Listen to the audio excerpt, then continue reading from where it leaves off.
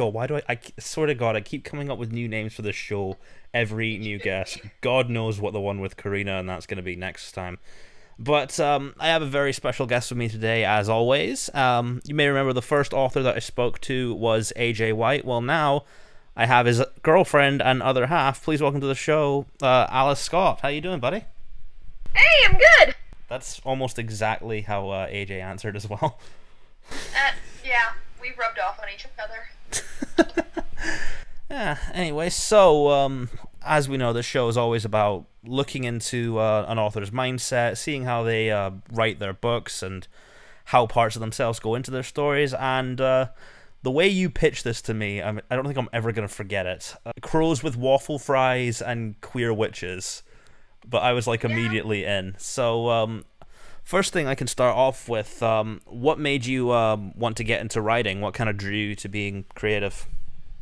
I mean, I've always been making up little stories and stuff. I would write, like, really dumb stuff in middle school that was just goofy. But when I was in high school, my family and I went to a book signing and a book talk for Erin Morgenstern, the author of The Night Circus. And I just remember sitting there in the front row because we got there early and thinking, oh my God, this woman has a room full of people just hanging on her every word and basically asking her questions about her OCs. That is the dream. I want that so badly. I want to do this. And that's what made me really be like, this is what I want to do in my life. I want to write. So. Well, that's honestly a pretty common answer that I've seen. It's kind of the same for me as well. I was always that little shy kid in the back just writing stories while everyone else was playing football and rugby and stuff, and it just kind of found me in that way. And something else I want to mention before we get in, not only are you a writer, you and AJ also run like a little writing hashtag game. What made you guys want to do that? Because it's kind of made you like one of the leading voices in the queer community. I said this to him when he was on as well. Oh, wow, I wouldn't think of myself that way. Like, you guys were trending, so. Yeah, we were. But he started it. I always just, participated and boosted his. For this year, he's been really busy because he just got a new job. And so I offered to make the little, like, question cards and stuff because I had more free time. Mm-hmm. And I was making the question cards and stuff, and he was just telling me how appreciative he was. I'm like, I jokingly said, appreciative enough to make me official co-host this time, because in the past I'd just been, like, cool babysitter for the game. Like, I remember one year he was on vacation and didn't have Wi-Fi because he was at a hotel for old people in the Grand Canyon, and they didn't have Wi-Fi. So he sent me the question cards, and I would post them, and then one time he wasn't feeling well, so he went to bed early, and I would post the questions for him. So I just said hi, I'm LGBT work in progress, this cool babysitter. We're having ice cream for dinner, and your bedtime is never. Here's your question. And so this time around, he just made me official co-host, and so he came up with the whole thing. I helped him come up with questions and stuff, but he's the driving force behind it. I just got promoted from babysitter. The way you're talking to me now and the way like you act and stuff, that I can honestly see that in your writing, and what I mean from that is it is a good thing. Because I usually don't see this in a lot of American novels, but your work is like very witty. Like, thank you. Did you watch like a lot of British sitcoms as a kid or something? Like, I don't think so. Not that I can remember. Although we watch a lot of TV. My dad has a little TV schedule that he makes every week of what's on this week, how many episodes until the season finale, blah, blah, blah. These are the streaming shows we have to get caught up on, so I do watch a lot of TV. Yeah, and I can also tell that from how many pop culture references I've seen in your stories so far. Yeah. Me and you have that in common. Yeah, I appreciated that when I was reading your little excerpt last night. Oh yeah. Wait, what reference is it? Is in the beginning? Is it the Superman one? There's the Superman one. She talks a lot about Star Wars. There's the Flash Gordon shirt. There's. Well, it's in the 80s, so I was kind of limited. That's fair. I remember one time AJ and I were writing a thing together, and the whole thing was that the world went into a second ice age in In the 80s? Not in the 80s, because the main character was born in 94, but when the main character was like 6 or 7, so I was limited in the references I could make, because it had to be before a certain year. So I remember the main character's dad had the musical tastes of my father, so he would listen to a lot of Bruce Springsteen, and his happy place was dancing around the room to Simon and Garfunkel, so I'm looking to see, what year did this Bruce Springsteen song come out? Can I reference it? Yes! Can I... Dang it, that one came after the world would have ended, so I feel that with the time constraints. Yeah, I actually did that for Moonflower later on as well. For one of the songs that our crush sings, I had to make sure it was Landslide by Fleetwood Mac. Oh, I actually know that one. Yeah, Rumors by Fleetwood Mac is like my favorite album of all time, so I really wanted to get a song from them on. Nice. Yeah, so as I can see, this doesn't really have a title. You just said like Nature Club Work in Progress. Yeah, I kind of have a title, but I'm still playing around with it, so that's a secret. Shh. Yeah, honestly, from what I've read of it, I could see Nature Club just being the title, and that would work. That's kind of why I'm playing with it, because I had a title idea when I first created it, and that's what I have on the document, but I also, because my hashtag for it has been Acheron Nature Club, I'm like, I could just call it that, so I'm kind of waffling with that, and that's why I'm, Well, I can tell you a funny story about alternate titles for me. Moonflower was originally called The Moonflower Child, but I just changed it to Moonflower later because I thought, why don't I just name a book after the villain? No one does that. Sorry, but that sounds like it would be about hippies. Yeah, pretty much. I was afraid it would be like that. It's like how when Thomas Harris wrote Red Dragon, they didn't want to call the movie or something that because people were like, they'll think it's a karate movie. Oh yeah, well the only. Dad told me that, so I may be misremembering, but.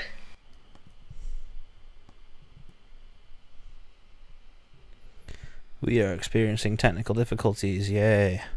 I have no idea if that's 100% true. My dad told me, so I might be misremembering, but there was something like that like, thus people adapting it were afraid it was gonna, like, sound like a karate movie or something, and it's not.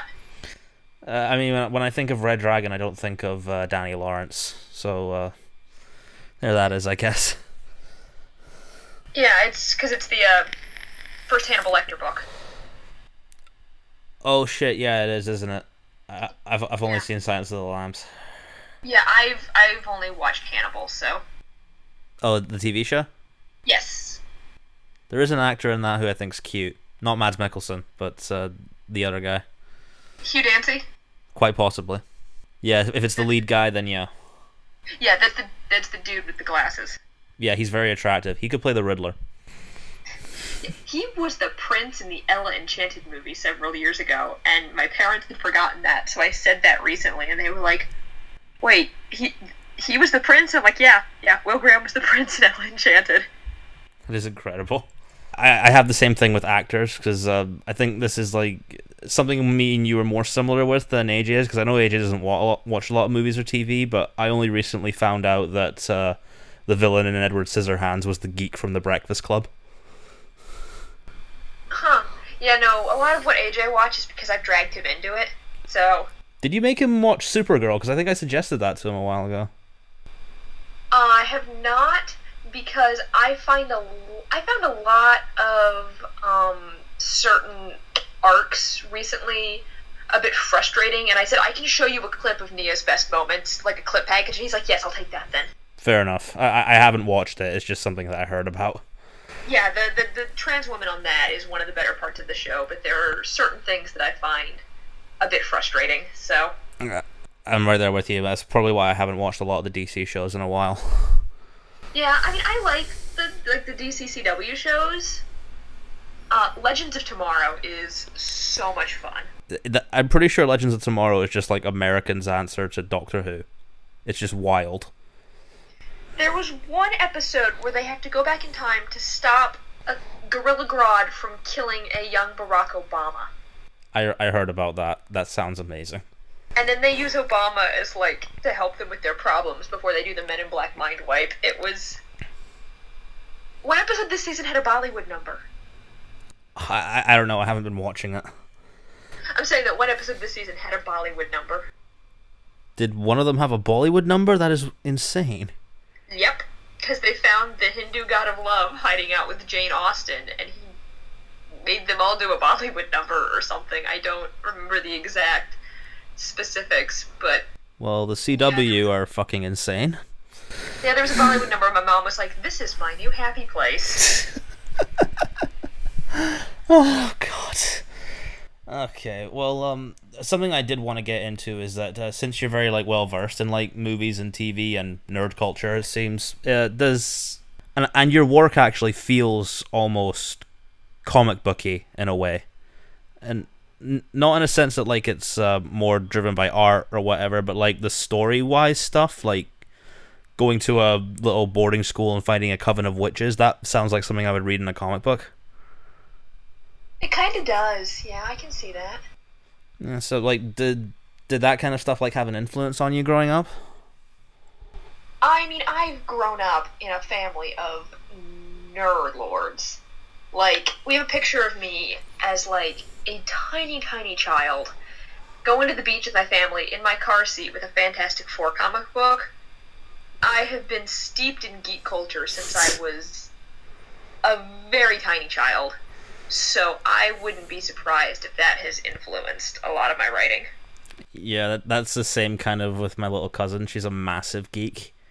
Aww. But the thing I had with writing Millie is I've mentioned this to AJ too. I didn't want to write a typical nerdy character who's got the taped glasses and the plaid and everything. Yeah. I didn't want to make Daria the book really.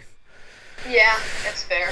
Yeah, because my cousin's into nerdy stuff, but she's on the cheerleading squad and everything. So I felt it was important to include what an actual nerdy person would be. They could just be a sweet innocent little girl like Millie is. And I see from yours with Kieran, I immediately got introvert vibes off of him, but I have a sense there's more to it than that. Yeah, he's people are so much all the time. What is going on? There are large chunks of Kieran that are very much based on my high school experience. The whole thing about having friends who turn out to be a bunch of jerks, and then feeling like you have maybe one person, and then they graduate, and it's well, I guess this is happening. That was entirely taken from my life, because I had this group of friends from middle school until the 10th grade, and over the summer they just decided they were mean, and I didn't like spending time around them anymore, so I just left. And my best friend Susan was the one person I spent time with, and she was a grade above me, so when she graduated I was cool, I'm gonna go sit outside with the seagulls and eat lunch, I guess. I'm just picturing that right now, and it looks like the cover of one of those really sad teen books. Kind of does. Granted, I was sitting outside with the seagulls, and I had a Sailor Moon backpack, and this freshman girl comes and sits down and is "I like your backpack. Can we sit down tonight?" So I had a friend for the last year, and we're still friends. So she made me a plushie of the anime man in my Google icon for my birthday one year. Seriously, all you need is a boombox and John Cusack, and your life is basically an 80s movie. Oh my god, did I tell you about how AJ and I met? Did he tell you that? Did you guys do the say anything thing? Yeah, basically what happened was I was at a writing seminar that my mom made me go to, and I was so nervous. I was so afraid no one was going to like me and that I was going to be the weird girl again. And so I'm sitting there kind of hunched into my chair, and one of the, instructors is "So what's everyone doing this summer?" And I just kind of put my head, "I'm going to an anime convention," and this tiny little blonde kid on the other side of the room just jumps up. "That's cool. You're cool. I like you." I'm "Can I come sit with you?" Yeah. Okay, cool. You're my best friend. And now, 7 years later, that's my boyfriend. That is the most adorable thing I've ever heard. Yeah, I had a friend once in class who was "You guys are some slow burn fan fiction shit." And I'm "That's... yeah." Because we were friends for so many years, and apparently he had a crush on me in high school, which I don't think he'll mind me saying that, because he told people at my cousin's wedding last weekend about that. So, yeah, we basically are some slow burn fanfiction stuff. You guys honestly give me hope that maybe one day I'll find somebody. But until now... Thank you. But until now, I'm just this introvert playing PS2 games all day. Valid. But that's Scotland for you anyway. Valid. Yeah, so I think we can probably get into some questions now, because God knows there was a couple of them that I really want to get into.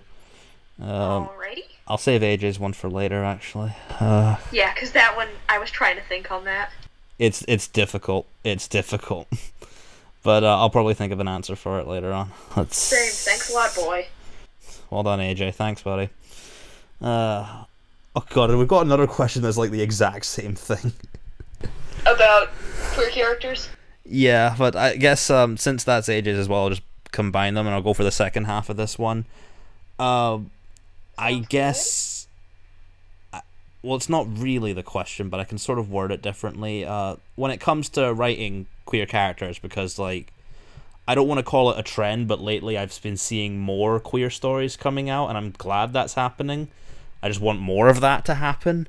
So this one says, where do you think writers can improve on writing queer characters, whether they're queer themselves or not?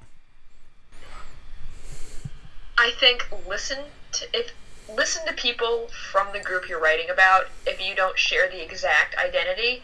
Like, the character in Nature Club, Sam. Sam is basically AJ, but Sam is trans, so anytime he does anything, I ask AJ, yo, would this be legit? Is this okay? Can I say this? Was this something you would actually do? And I just run it by him. I think sensitivity readers are your friends, but on a more basic level, just write them like people. And don't... I mean, yes, as a queer person, I constantly talk about how gay I am. I had a rainbow sweater dress I wore to Christmas, and whenever my cousins complimented it, I was like, thanks, this is my gay cousin dress. But, like... So, yeah, I understand that, like... It is a big facet of a personality, but, like... It's not the whole personality, you know? Yeah, I'm trying to figure out how to phrase this. Like... It's kind of like something AJ said to me when I interviewed him, where I really appreciated that his work had a bunch of queer characters, but not all of them liked each other. Like, some of them were complete dicks. Yeah, I have kind of a plan for that in the thing that I'm going to be writing after Nature Club. I can tell there might be some of that in Nature Club, because there's a lot of strong personalities in that little club. Yeah, there's a lot of them. Yeah. And I love them all. And if the Avengers taught us anything, when you put strong personalities in a room, they're going to clash. Yeah, I mean, Sam's basically feral, so... I really appreciated how, like, Sam's name is sort of a play on, I think it was, like, Pagan Halloween or something? Yeah, because that is why I named him that, because the actual word is pronounced Samhain, I believe I'm saying that correctly, so he named himself Sam Hain, so people would be like, oh, like the pagan holiday. He's like, yes, but that's not how it's pronounced, and he'd get on this, like, angry witch soapbox, and then everyone else in the room was just like, God, not this again. See, that's one of the things where I said, like, your work's very witty. I was legitimately chuckling at that. Thank you. And, like, immediately when, I think it was Sam who said the one who was into spooky shit, if I'm remembering that right. Yeah, because... I mean, Nico's the one who talks to ghosts, so... Yeah, so that's when I kind of saw, oh, is this the AJ parallel? Like, yeah. Sam is the one that is very similar to AJ. Feral little trans goblin. Well, I do love that you have characters who you base off people in your real life, because, as I told you, Millie's based off my little cousin. Which is so sweet. I mean, my next project that I'm planning for after Nature Club that I'm currently talking about in LGBT Work in Progress, the love interest of that is a trans guy. And I was thinking about it, like, why are all the trans guys that I write in, like, major recurring roles just slightly feral, and then I look over and remember who I'm dating and who it is that I run all the trans stuff by when I'm writing, and look at who my frame of reference is. He's probably eating paper. So... Is that a legit thing? Because I legit thought you guys were joking about that. No, he eats napkins! Or he doesn't swallow them, he chews on them. He legit chews on paper. He is a goat. One time, I was over at his house, and he, like, ripped a piece of notebook paper out and just took a bite and went, line paper tastes grapey. And I'm like, what is wrong with you? I guess that's one way to get writing inspiration into your head. Let's put it this way. A few weeks ago, we had to make a run to the car. We got out of class because it was pouring down rain. And we start walking, and we stop, and he sees one of those like big plastic cakes, full of cupcakes and stuff, but it's empty because it's in the trash, but there's one cupcake left, and he stops, pulls the lid off, and I think he's going to eat the garbage cupcake, and I'm like, no! And then I realize he's putting the lid on his head so he can run in the rain. But I'm like, can you blame me for thinking you were going to eat the garbage cupcake? I once saw you pick up a carton of French fries off that you dropped on the ground and start chewing on the carton. I mean, the French fry cartons at least have some of the flavor from the French fries still in them, so I can understand that. But he was chewing on the carton that he dropped on the sidewalk. Hey, 5-second rule. Was it there for longer than 5 seconds? Apparently that's different in Appalachia, because he's like...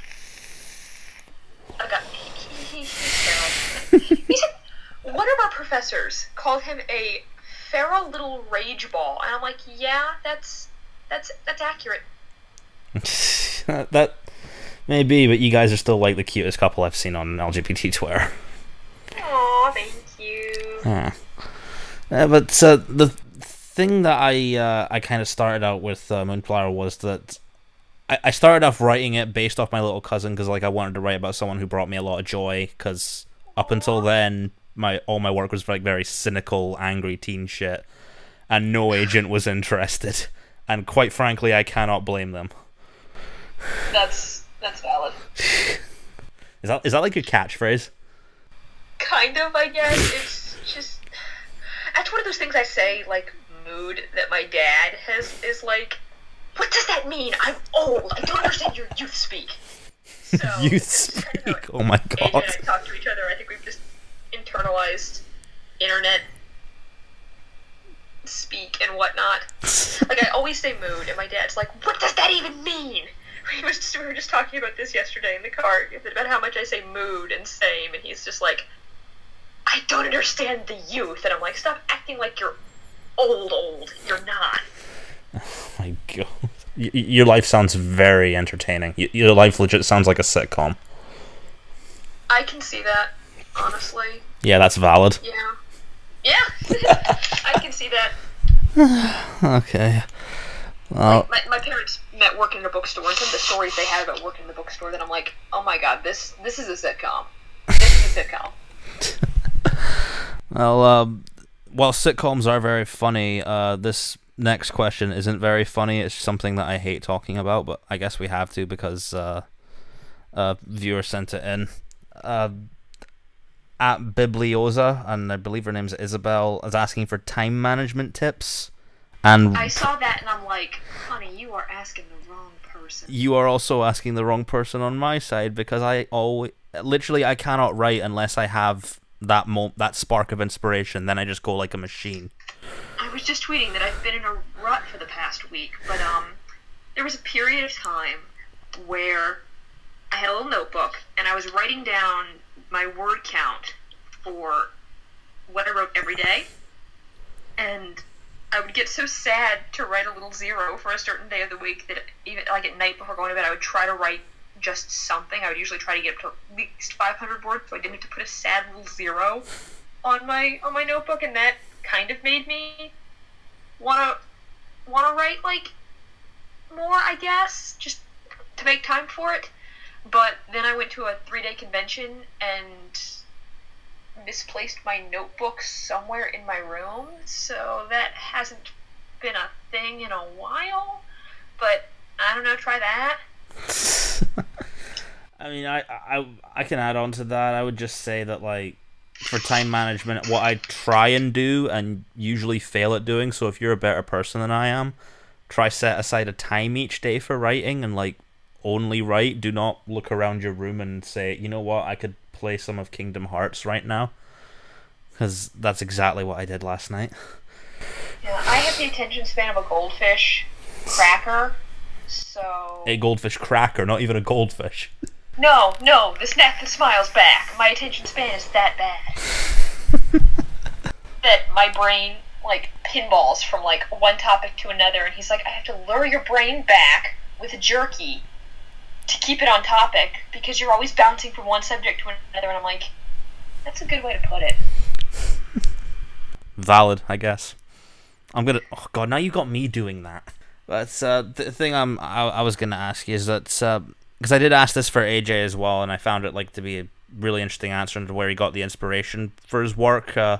For you, where did the sort of thing for Nature Club come from? Did you just want to write like a queer witch coven in a boarding school because that's kind of fun, or is there any like specific personal reason you wanted to write something like that?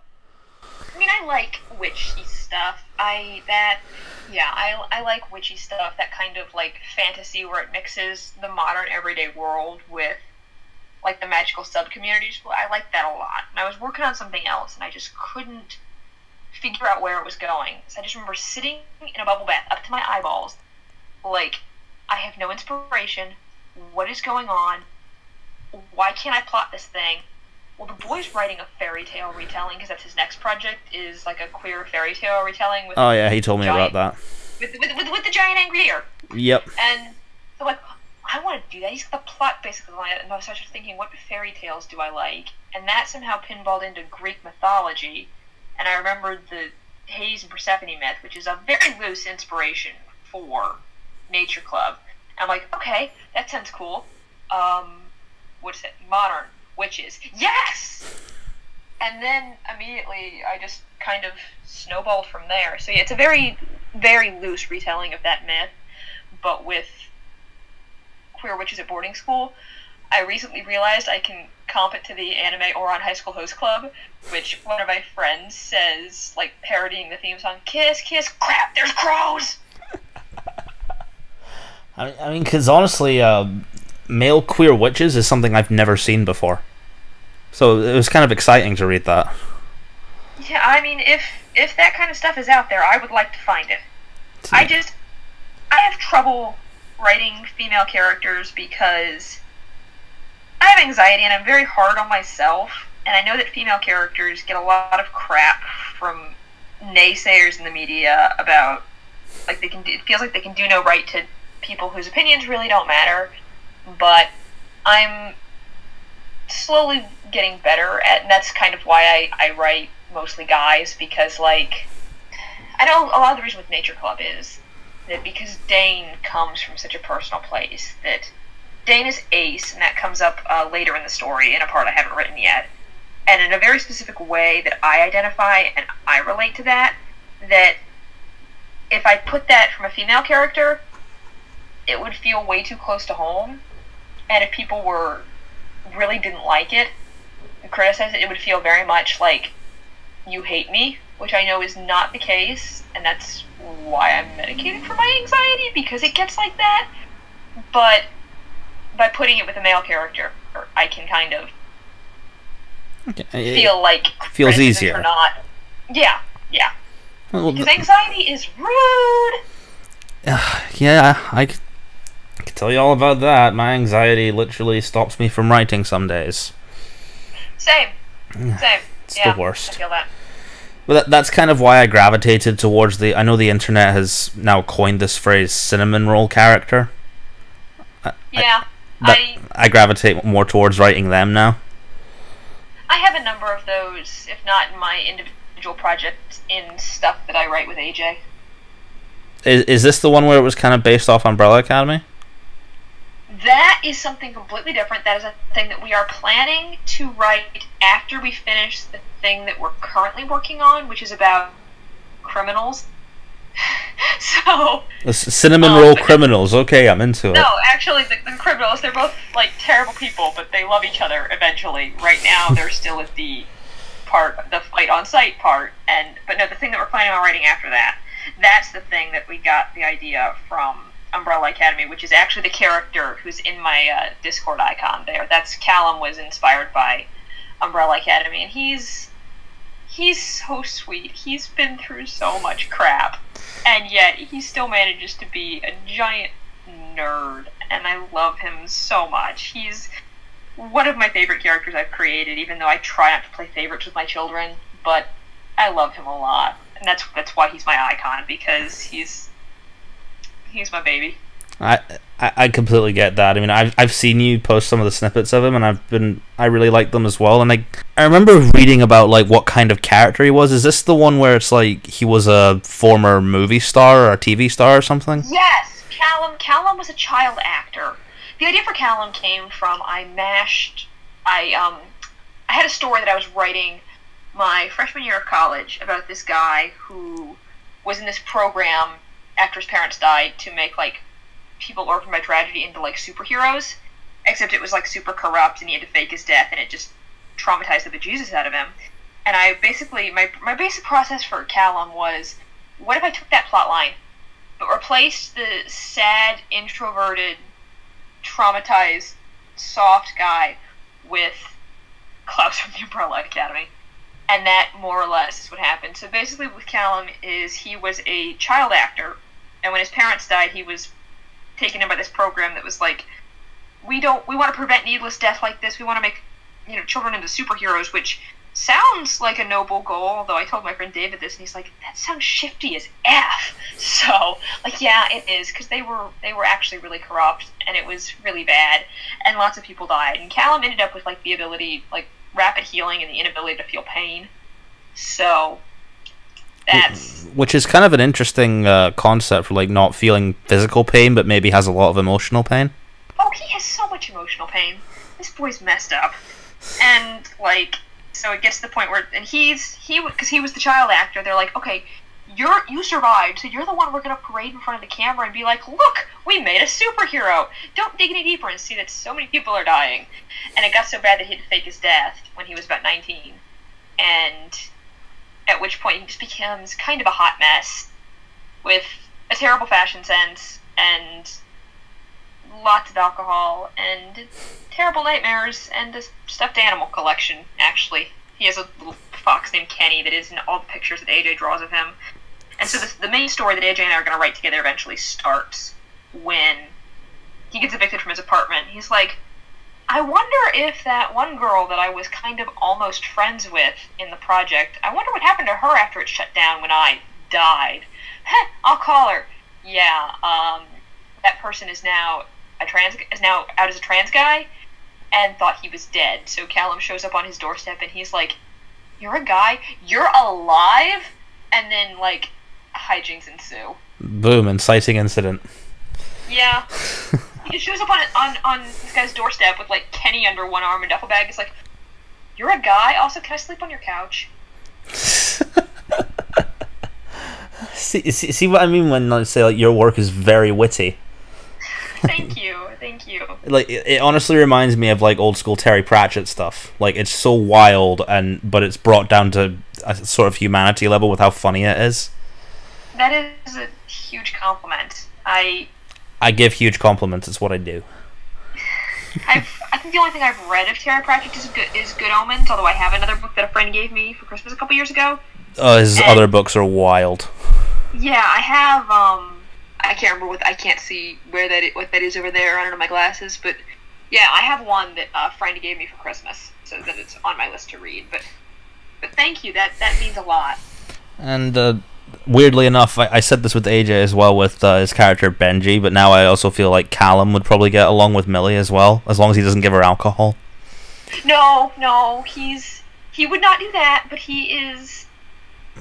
It's a ranger that Callum is very bad with children because he can't say no to them. Like, little kid's like, can I drink coffee? Yeah, sure, let's go to Starbucks. It's like, no. It's like, don't leave him with your children because he didn't have a normal childhood, so he has no idea what is normal for children. It's like, what, you want to try coffee? Okay, let's go to Starbucks. I can confirm Millie doesn't like coffee. She thinks it's icky.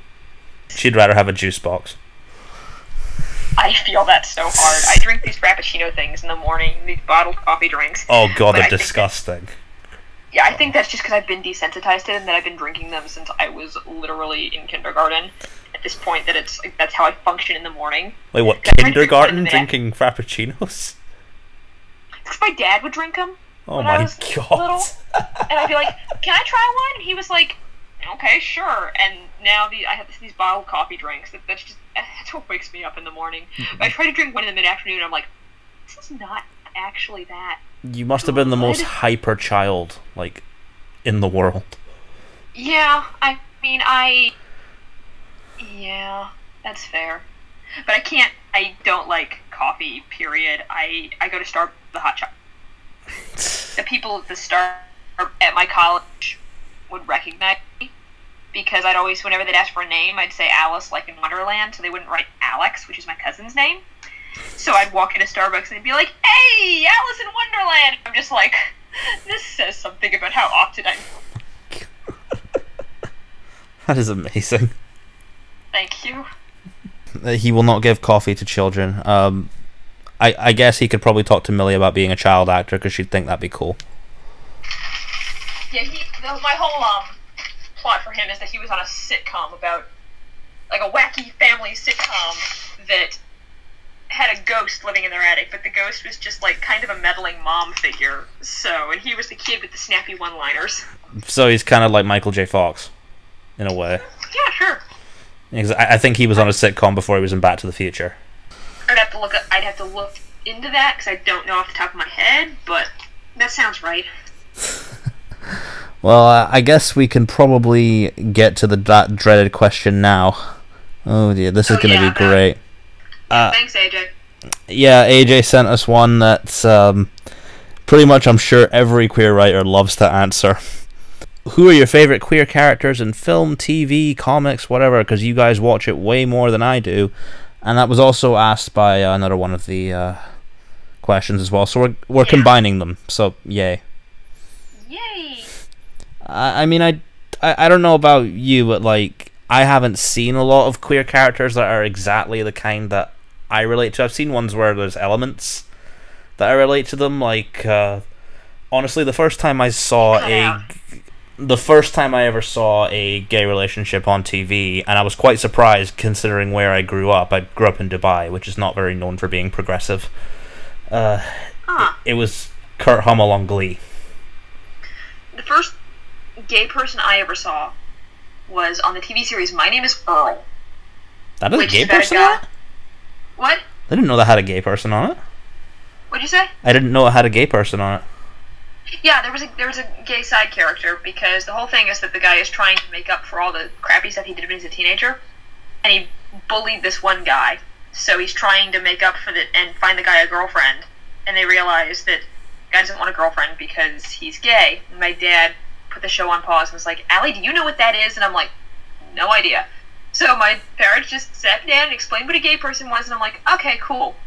And then the first time I saw anything that was supposed to be a trans person on TV was Rebecca Romaine on Ugly Betty, who was supposed to be the one character's brother who'd thought died in a ski accident, but actually just gotten, like, gender reassignment surgery and came back as Rebecca Romaine. And I just remember thinking, I didn't know the word trans back then, but I just remember thinking, wow, trans people are beautiful if they all look like Rebecca Romaine.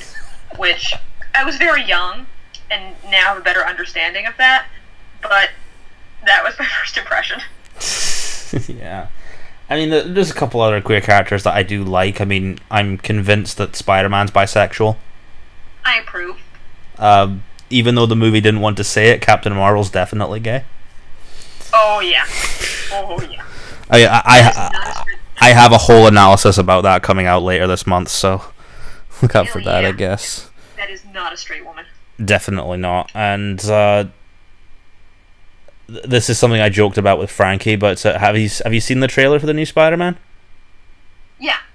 Like Jake Gyllenhaal's character, Mysterio, no straight man wears a fishbowl on their head. Yeah, that guy. I'm familiar with Mysterio.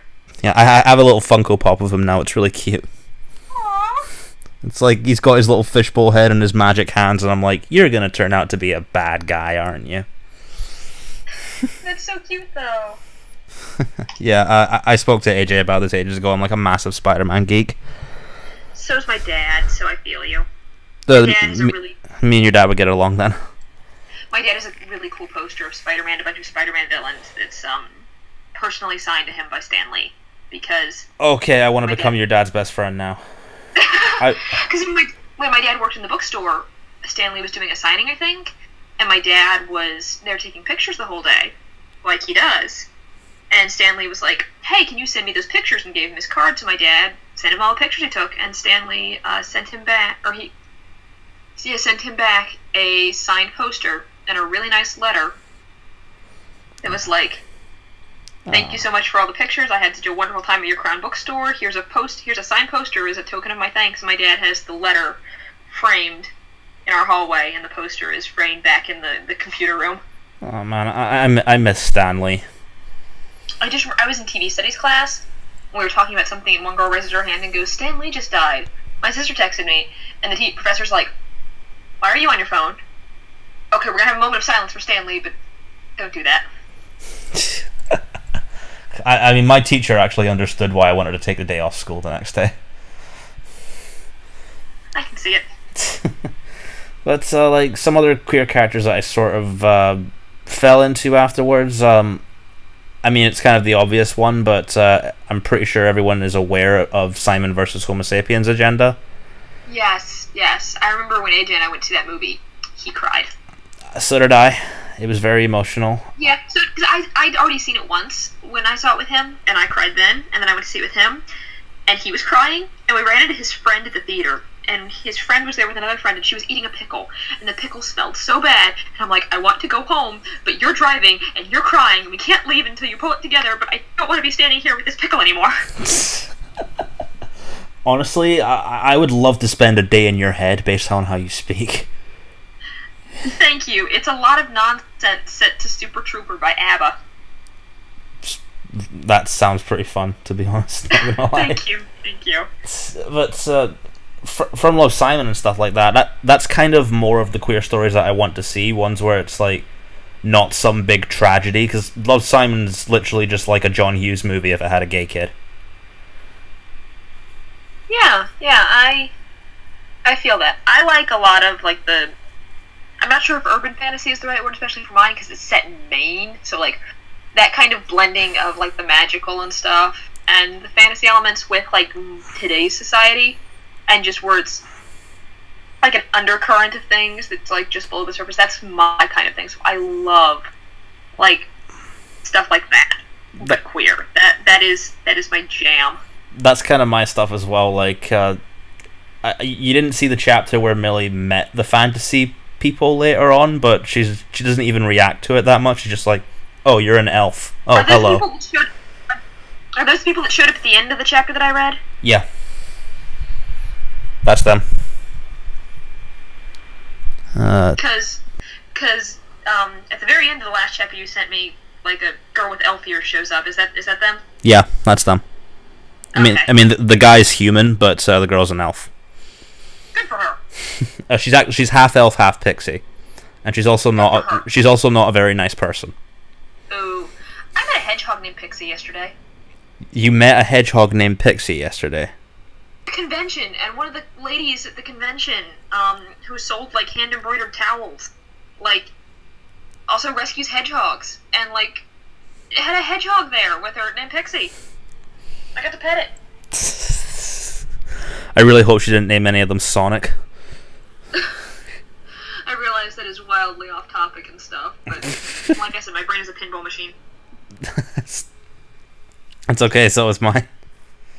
But yeah, so like the magical stuff and kind of is that, but queer is the stuff that I love a lot. And as for like good queer characters in TV and movies and whatnot, well, I just remember, this probably isn't the best example, but it was, I know it's a thing that like so often TV shows will not say bisexual.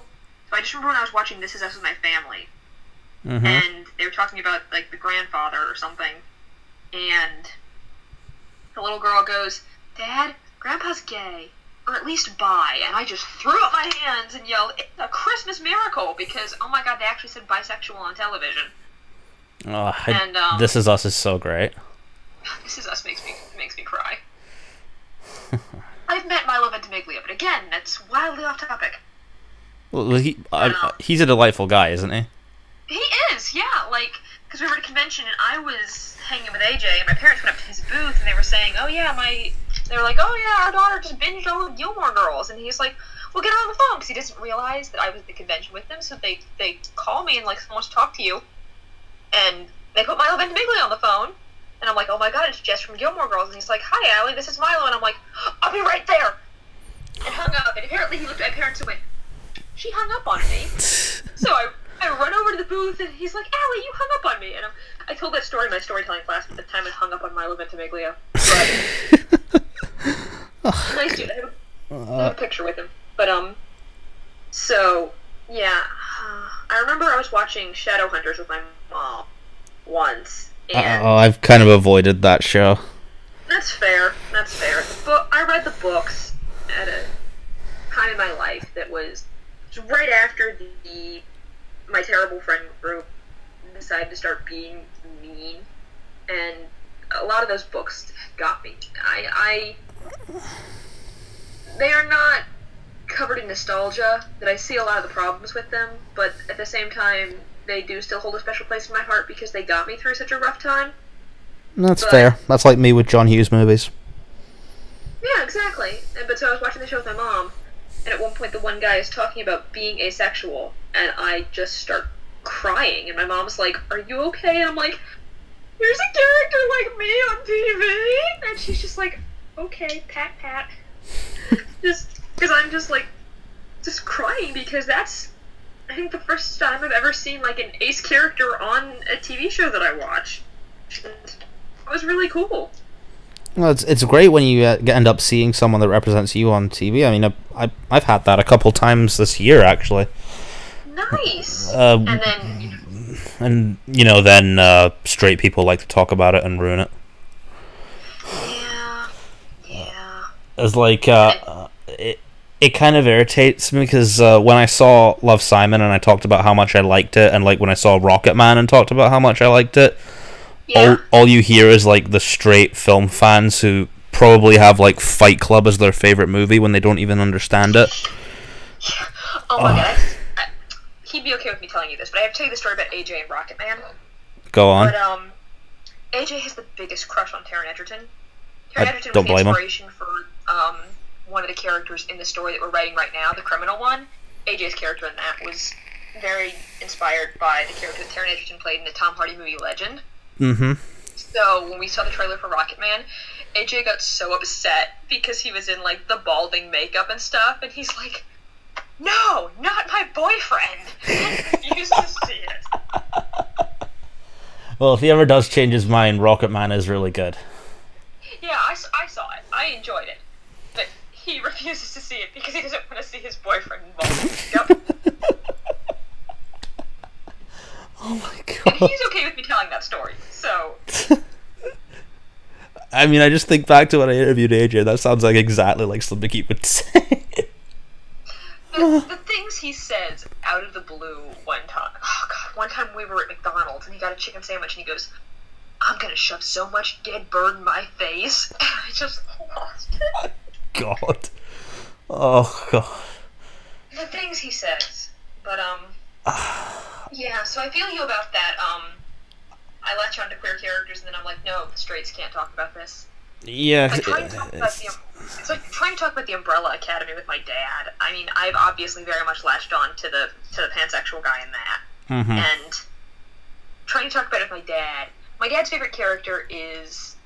Well, I asked him who his favorite character is, and he's like, I didn't say he's my favorite character, but is the big monkey man. Who's yeah, the gorilla. Yeah. Kind of thing.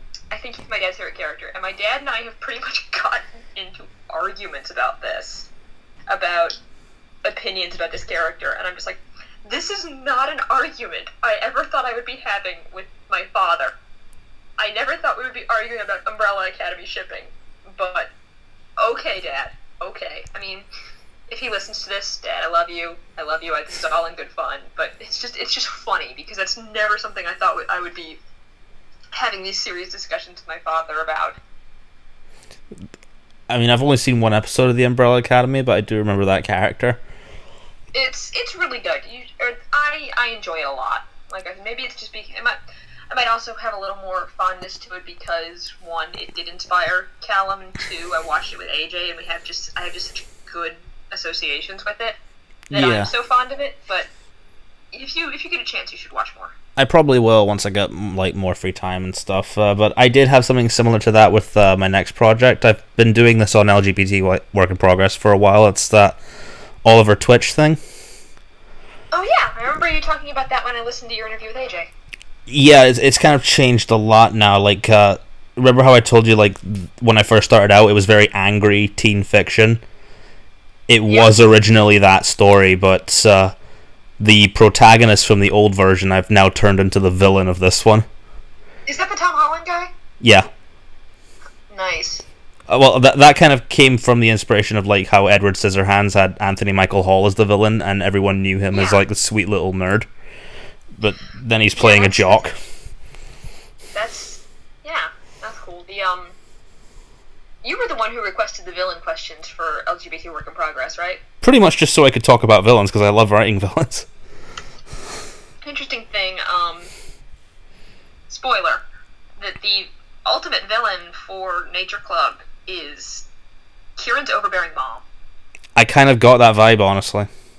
Yeah, I realize it's kind of something that AJ and I both have right now, is that the villains of both of these are moms, and I'm like, I remember I'm talking to my mom, and I'm like, you're not going to be mad that I made the bad guy his mom, are you? And she's like, no, I don't. I'm like, I swear, the mom in Next Project is a wonderful lady, but this one, it just fit with, like, the mythological influences and stuff, and she's like, you're fine, just clean up the rice steamer. I mean, most of my villains aren't, like, what you would think evil people are, anyway. Like Moonflower Jones is literally a fictional hero. Yeah. And the guy from Oliver Twitch is like, well, like, is he a YouTuber? Yeah, I was kind of inspired by like Casey Neistat. What if that guy was evil?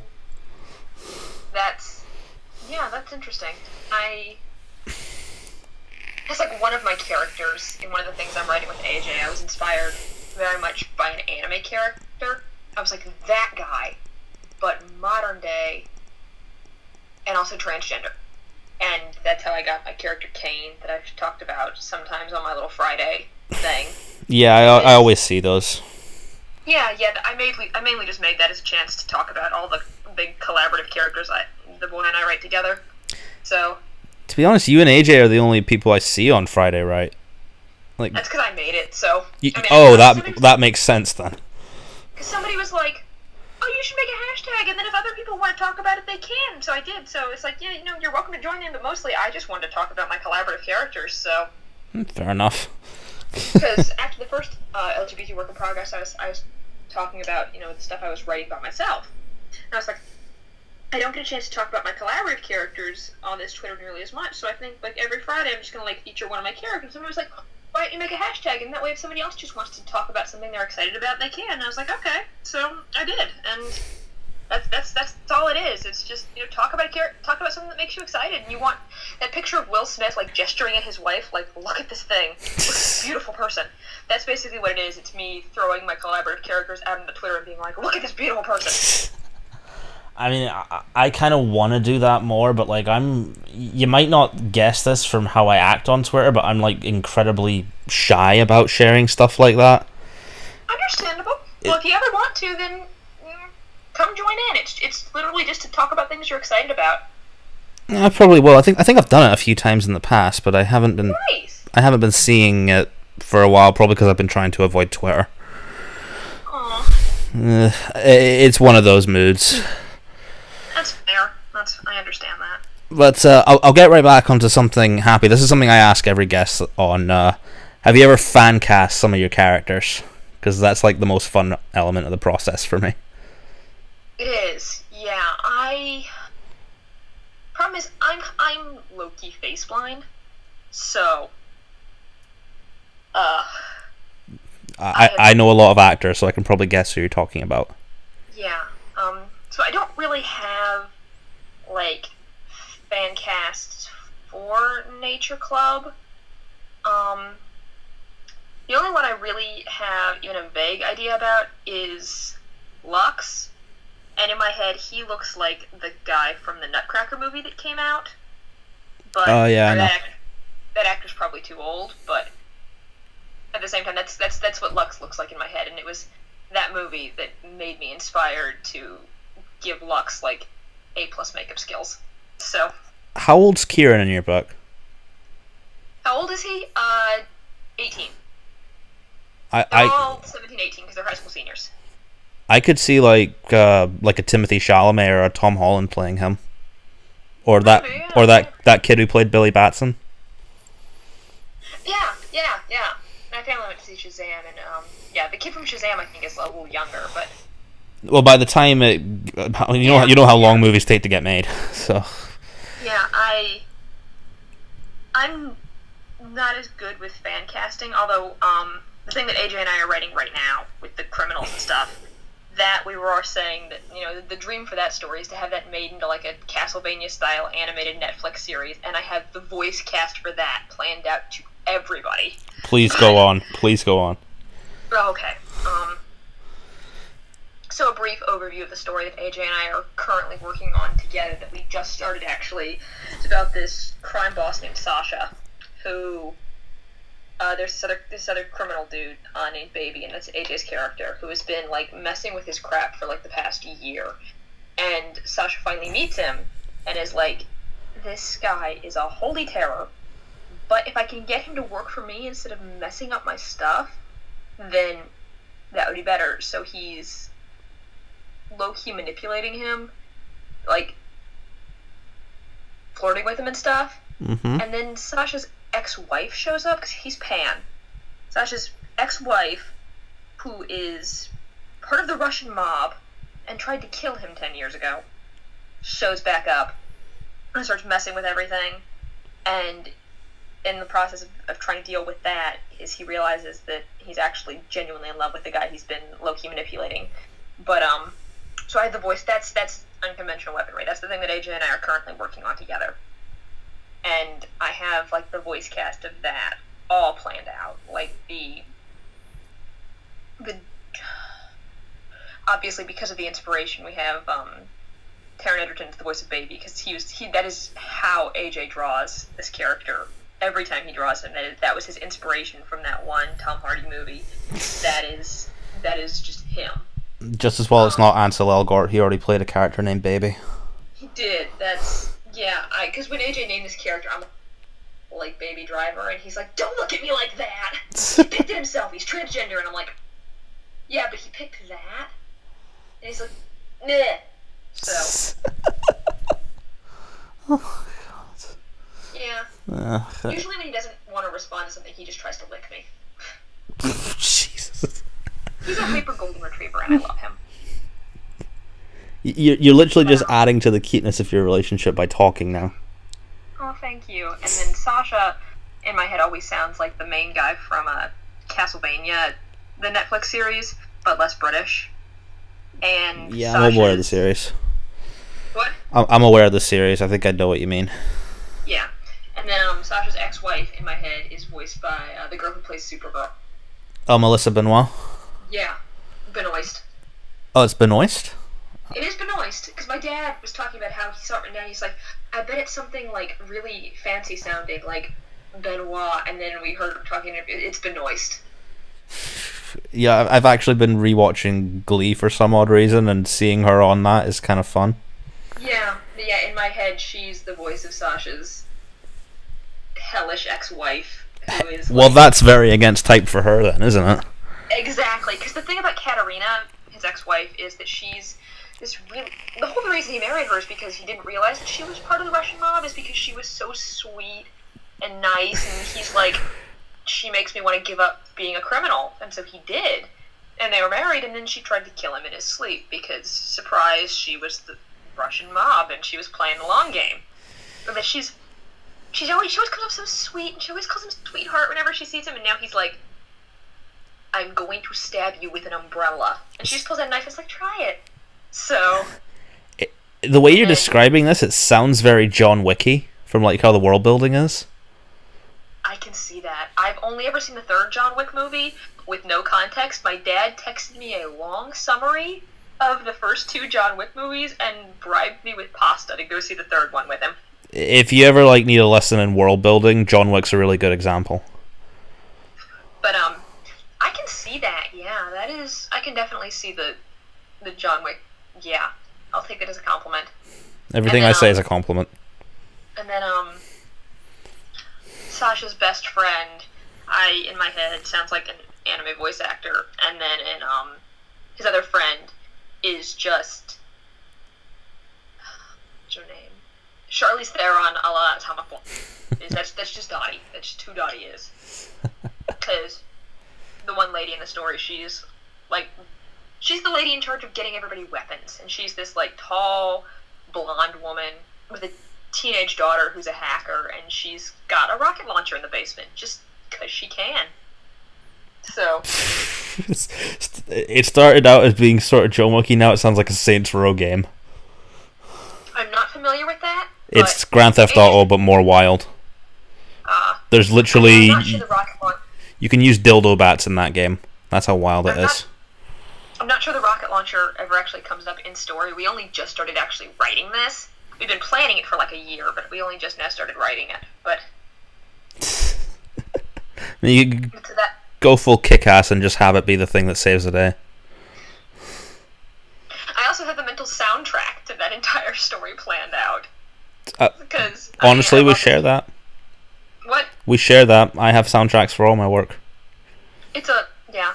With that story, it's a lot of Barnes Courtney, and yeah, that is what AJ and I are writing together right now, and that is so much fun because we've been planning this story for a year, so we know these characters really well, and we know like their relationship with each other and whatnot, but we're still at the point in writing it where they are fight on sight, don't like each other, and it's like these two eventually get married, and right now the guy's like, I will stab you with an umbrella.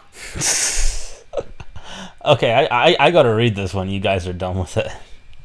We've talked about, once we finish it, about giving it like a serious overhaul and working with it, and maybe one day like self-publishing it, because these characters, Sasha is another one of my characters that means a lot to me, because there's no similarities whatsoever, but when I was in middle school, the first thing I ever wrote was a short story that was inspired by a Pokemon movie, because the ending of the Pokemon movie made me angry. So I basically took what made me angry, took out all the Pokemon, and rewrote it to fix it, and wrote this short story.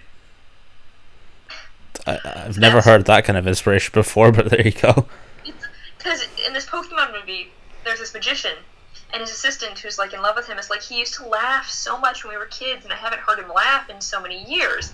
And at the end of the movie, when he like finds his humanity again, he doesn't laugh, and that made me so angry that I wrote a short story about a magician, took out a Pokemon, and made him laugh at the end. And the magician in that, his name was Sasha. I was in like 8th grade, and I gave the story to my grandfather because I was so proud of it, because I was an 8th grader who'd written a thing. Fair enough. My grandfather. What? If I said fair enough, I think we're all like that at 8th grade. My grandfather loved it. He had it bound, and he had me sign it for him. He said, when you're famous, I can say, I knew you win. And my grandfather passed away in 2011, and I miss him terribly. So sorry to hear that. It makes me sad that he didn't get to read the stuff that I'm genuinely proud of. So when I was creating this character, I reused the name, and I named this character Sasha after that character in the story that he loved so much. And there's no similarities whatsoever. That Sasha was like a teenage magician, and this guy is a 30-year-old criminal man with an umbrella. But it's this, I reused the name as kind of an homage to that. And so that's probably the sweetest thing I've ever heard. Well, thank you. And that's probably part of why this character means so much to me, but I love him so much. I'm not sure if I've mentioned this or if he did, but sometimes AJ and I cosplay our own characters. I think I've seen photos of you guys doing that. Yeah, we're gonna do those too eventually. Like, I have an umbrella in my car that is very pointy for that. And we did that last summer, and I remember he had to draw these like tattoos on my arms and put like this massive like burned makeup on his face. And then we went to the duck pond and took pictures with my friend Susan, just standing there, just taking pictures of us, like, scaring people. Well, I hope you two don't become criminals in real life, because I think AJ told me your mom's a cop. She's an analyst. She's a Oh. crime analyst. Oh, so Not actually a cop. She's the one who, on police shows, when they say, "We need a bulletin, stat!" She's the one who puts the bulletins. oh, so she can't arrest you then? She can't actually arrest me, but I do help with the police department Friends and Family Fun bake sale every year, so yeah, crime would be a bad idea. Yeah. It would make those bake sales very awkward. Yeah, but yeah, here's a cookie. Sorry about whatever. Sorry about murdering that guy with an umbrella. It was a bad day. My coffee was cold. That is legit the character's weapon of choice. Is he has a very pointy umbrella. It is very John Wick. I see that definitely. I mean, I don't know where it works for the Penguin, so. But yeah. So that is that. But back to the original question. No, I don't have much of Nature Club fan casted. Because I'm face blind and I'm really bad at picking out ages of people, and I don't want to be like the 30-year-old high schoolers. Yeah, So, you don't want Andrew Garfield as Spider-Man, that kind of thing. No. I mean, I thought he was good, but he was too cool. He was way too cool. Yeah, that was my family's problem, that he was way too. He didn't come off like the nerdy high school outcast. He had gravitas, and I think Tom Holland does a good job of being likable without being like overshadowing the roots of the character. Yeah, and he's not like creeper vibes like sometimes of Tobey Maguire. Tobey Maguire was a sad sack Spider-Man. I mean, I love Spider-Man 1 and 2 with all my heart, but yeah. My family was playing Catchphrase last week, which is like Taboo but timed. And I was trying to get my dad to say Tobey Maguire, so I just went, "Sad sack Spider-Man," and he got it. But yeah, I don't want the 30-year-old high schoolers. Yeah, neither. I actually have a line in Nature Club where Dane is first introduced, where he's like, he's pretty, but he's also gangly, because he's like a 17, 18-year-old boy. He's not. Kieran thinks he's cute, but he's also a noodle. He's not perfect looking. He's still cookie dough. He's not done baking yet. None of them are. The only one who I talk about with like the glowing whatnot, like the glowing descriptions, is Lux. Because Lux might as well be glowing.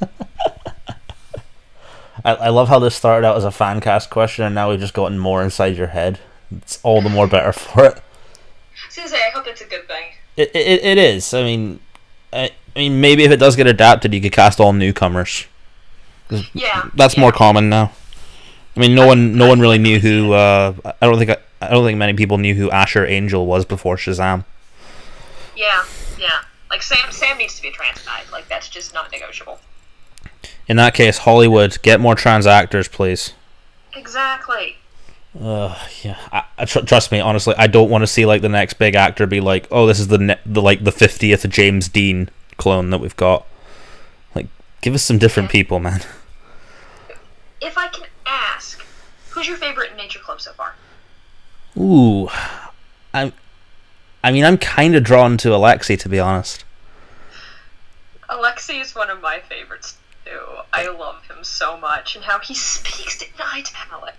It's more like, I mean, I know a lot of people are kind of against the whole writing the very flamboyant gay stereotype when it comes to writing queer characters, but he somehow manages to make it very charming.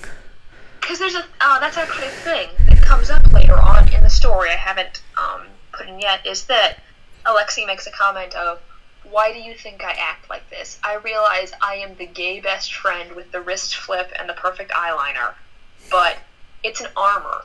Because people are going to make fun of me for being the gay kid. They can't shame me for something I'm not ashamed of. So being really flamboyant and over the top and dramatic like that is an armor. Because you can't make fun of me for something I'm not ashamed of." I legit love that. That's amazing. Thank you. That's a scene I have planned to put in there of him and Kieran and Alexei talking, and him saying that the reason he is so flamboyant is it is armor to get out and face the day. And he's Yeah, I love Alexei a lot. He's one of my favorite characters to write. Yeah, I like him a lot too. Just this 6-foot Nordic blonde STEM major who talks like this. I reckon he'd probably be pretty easy to cast. Yeah, just... Someone very charming. Yeah, we need a very charming blonde noodle man. Because I remember I described Alexei as looking like those inflatable tube men at car dealerships. That made me laugh so hard. Thank you so much. Thank you. That was the idea. That was supposed to be just funny. So I am glad that was amusing. You almost made me spill my tea down my fucking trousers. Oh no! But thankfully, it wasn't very hot tea. It wasn't like that. Oh, it wasn't like that thing in Scott Pilgrim where he spills hot cocoa down his crotch. Oh yeah, yeah.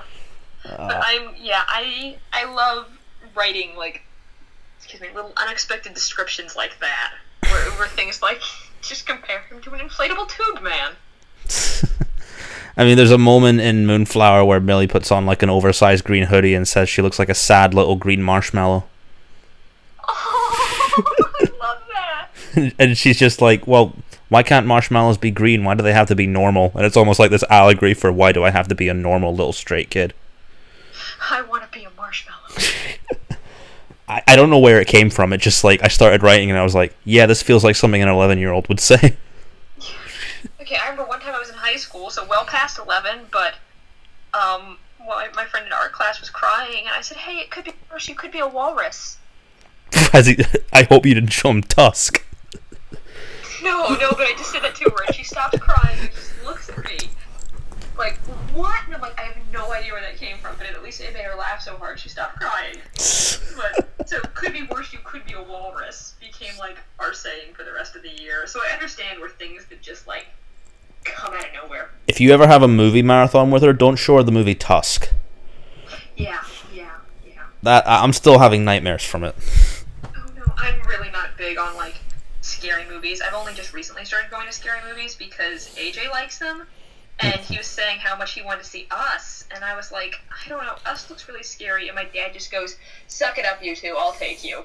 So, my dad... I wouldn't say Us is scary, anyway. It's more like... It feels more like a Black Mirror or a Twilight Zone episode. I mean, for me, I don't like scary stuff where if this happened, I would die. Like, with Pet Sematary, at least I'm like, I would be smart enough not to mess with necromancy, so I would be safe. In Us, I'd just die. Pet Sematary scared the fuck out of me. Yeah, but I'm so bad at scary movies, so I'm there with my little anxiety fox, just squeezing his tail, doing all the scary part. You could probably start off with something like Child's Play and just have fun. Unless you have a thing for evil dolls. So we have a picture of my dad with the standee for the new one that's coming out with Mark Hamill.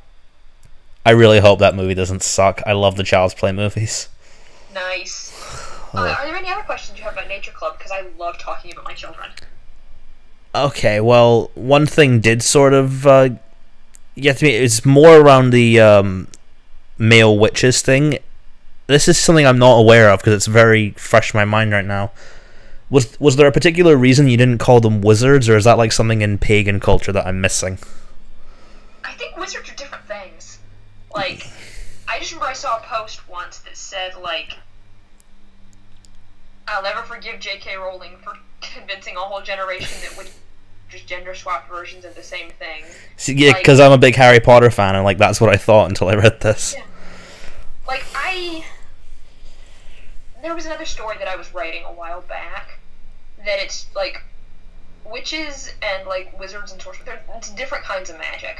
Like, the way I was writing a story last year that I'd love to return to one day, and wizards and sorcerers are completely different things. Like, with the witches, the magic is like a pulling force and drawing out the inherent magic in everything, and the sorcerers was a pushing force. It was enacting your own, like, whatnot, your own power onto things. So it's just completely different kinds of magic, and I borrowed that explanation for how witch magic works in Nature Club, is that it's drawing out the magic in things. So there's that whole Did you get to the scene where Kieran's trying to make the flower bloom? I'm not sure. I got up to chapter 8, I think. That might be later.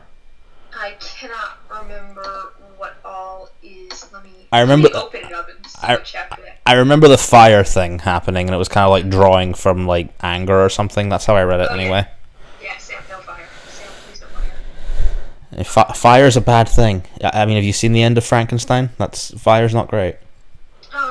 Another Sam is just AJ. We were at my cousin's wedding last weekend, and at the very end of the wedding, everybody holds up sparklers while the bride and groom walk out, and AJ's like, "There's gonna be fire!" I'm so excited for fire. I'm just like, I'm pretty sure I joked with AJ last week, like, I think he was talking about burning a place down. I was like, please don't get arrested for arson. yeah, I tell him that frequently. Okay, but there's a scene later on where Kieran's with Nature Club, and they're like, we're gonna start small. Why don't you make these flowers bloom? And they're telling him just kind of coax it out, draw out what's already there. So that's kind of what the way that I think of it is. It's just different kinds of magic. Well, that's really interesting. And I have one more question about Nature Club. Alrighty, shoot! I like talking about my babies. When can I read the rest of it? Well, I mean, you said you got to chapter 8, so. Yeah, but like I'm really into it, and I want to see where it goes. I just started chapter 13, and I'm just trying to get out of a rut right now. I see. So I'm gonna try to get back to writing it this week. Well, if you ever need to run chapters by somebody, hey, I'm available. I appreciate that. Like I said, read chapters 8 through 12 as well.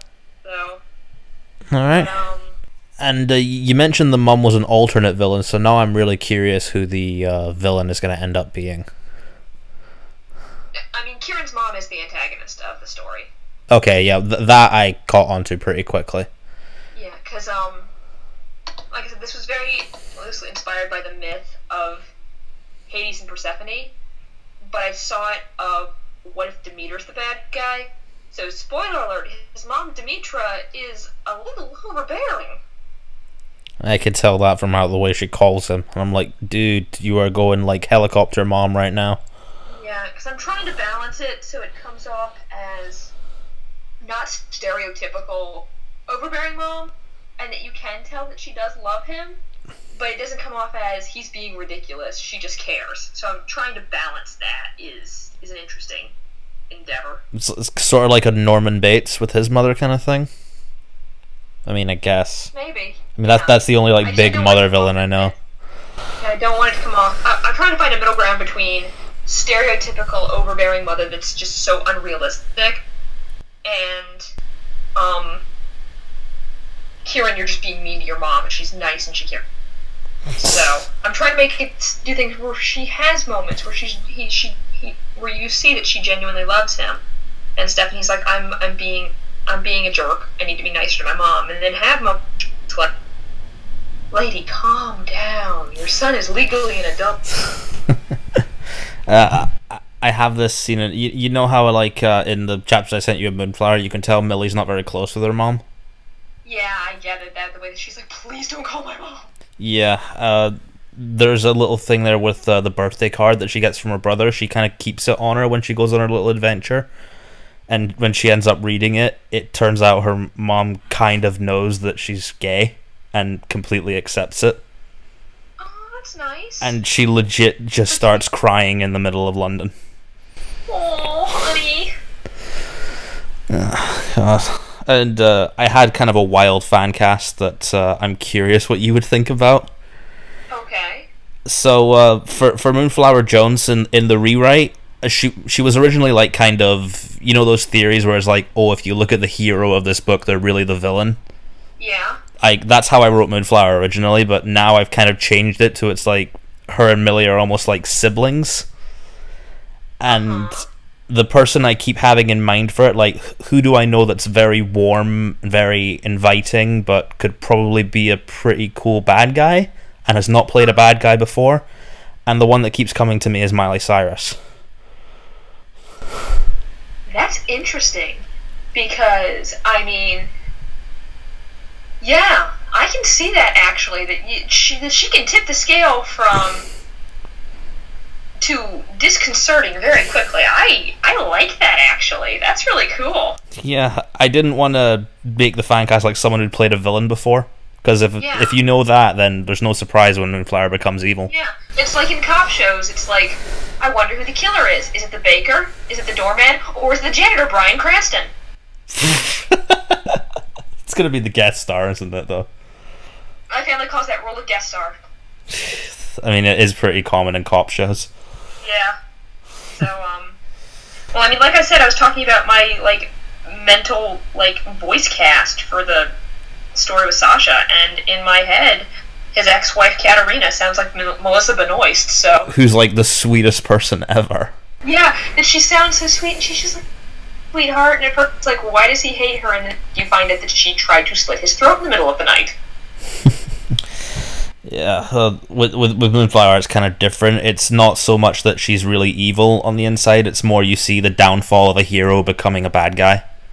Yeah, which I think is really neat. Honestly, when I came up with the idea for that story, I was sure that somebody else had written it already. No other author has done the fictional character realizes she's fictional and becomes bad. I mean, yeah, the only thing I've seen with fictional character realizing that someone's controllable is the movie Stranger Than Fiction, which is a rom-com, so... Yeah, I heard about that too, and people compared it to Inkheart and stuff, which I've never read. I've never read that either. I missed the boat on that one. Yeah, neither. But for Nature Club, I am now like very curious to see where the whole antagonist thing goes. So like, if you need someone to look at other chapters, I'm free all summer now. I will definitely keep that in mind. You get to meet, like, you get to really see Kieran interacting with his mother when he goes home for Thanksgiving. Oh dear, I can tell that's probably going to be a pretty bad scene. Oh yeah, because that's when you get the first inclination that why she is the antagonist. Is it one of those like, who am I thankful for, and he doesn't mention her? You'll see. I mean, it's a lot more subtle than that, and it's when you realize what his mom has done. I like to think it's kind of a whoa moment, but I'm trying not to build myself up too much. You've got me curious now. I want to see how this goes out. You'll see. I will. But, well, anyway, I think that might end up wrapping us up. And dude, thank you so much for joining me on this. Thank you so much for inviting me. This was so much fun. I love talking to other writers, and you guys are pretty awesome. So, like I said, I hope this was like good, and it wasn't just my brain pinballing about random things like I met a hedgehog, and not actually like writing related stuff. So I hope I was able to talk about like genuine, like interesting writerly stuff. Honestly, the show is basically actors on actors, but with writers, and they go off on tangents all the time. All that matters is that I get a little insight into your writing process, what you want to do as a writer, and yada yada yada, and that. We heard about AJ's unicorn murder story, so. Yeah, I told my podcasting friend about that on the episode we did after I interviewed AJ, and he was like, "I really want to read that story now." The Mad Max with unicorns. It's that literally. I mean, you saw what my reaction was when AJ mentioned that. So. Yeah, I remember he told me about that. That was about his Mad Max with unicorns childhood, and I'll poke fun with him, and I'm like, you used to be the weird horse girl when you were a kid, and now you're not even a girl. Well, likewise, it's been incredibly fun having you. I knew you'd be a great guest anyway, but you're really fun to talk to. Thank you so much. I had a lot of fun talking about my babies, but just between my Nature Club boys and my collaborative characters. So thank you so much for having me, and you have a good rest of your day. Oh, thank you. And so where can people find you, and is there anything else you want to plug here? Okay, yeah, I am Allie Tries to Write on Twitter, ALLYTRIES, number 2, WRITE. My dad says I should change my Twitter name to something a little more confident, but that's what's on all the LGBT work in progress cards, so right now that's my Twitter. And if you're really interested in my collaborative characters that I've created with AJ that aren't just my solo things, then you can check out Quinn's OCs and Things on Tumblr, which is QUINNS-OCS-and-things, which is my database blog for all of the characters that are my half of the collaborative stories. So I have whole pages for about Callum and about Sasha and about the people that we've created there. So if you're interested in that, check that out. And I post regularly stuff on Twitter. My Instagram is mostly cosplay, though. So if you're really interested in that, just hit me up on Twitter and I can link it to you, I guess. But yeah. So. Here we go. And as always, you guys, you're welcome for being on, Alice, honestly. And this was so much fun. Sorry about the technical difficulties earlier. Trust me, that happens every time I try to do one of these. Okay, and you can edit out the Moses part, right? Oh yeah.